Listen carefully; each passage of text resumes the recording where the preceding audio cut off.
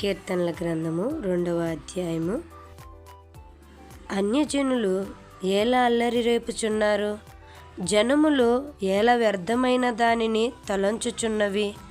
మనము వారి కట్లు తెంపుదము రండి, వారి పాశములను మన యొద్ద నుండి పారవేయుదము రండి అని చెప్పుకొనుచు భూరాజులు యెహోవాకును ఆయన అభిషిక్తునికిని విరోధముగా నిలువబడుచున్నారు.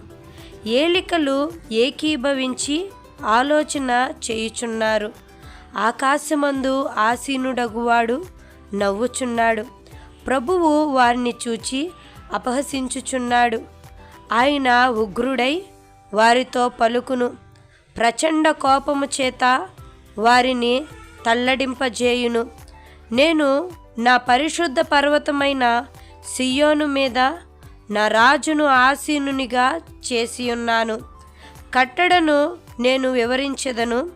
యెహోవా నాకిలాగు సెలవిచ్చెను, నీవు నా కుమారుడవు, నేను నిన్ను కనియున్నాను.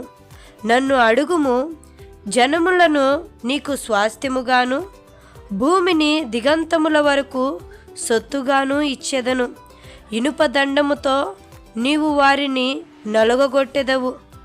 కుండను పగలగొట్టినట్టు వారిని ముక్క చెక్కలుగా పగలగొట్టెదవు.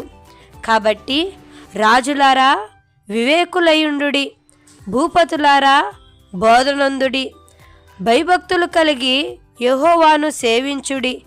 గడగడ వణుకుచు సంతోషించుడి. ఆయన కోపము త్వరగా రగులుకొనును. కుమారుని ముద్దు పెట్టుకొనుడి, లేని ఎడల ఆయన కోపించును. అప్పుడు మీరు త్రోవ తప్పి నశించెదరు. ఆయనను ఆశ్రయించు వారందరూ ధన్యులు. ఆమేన్.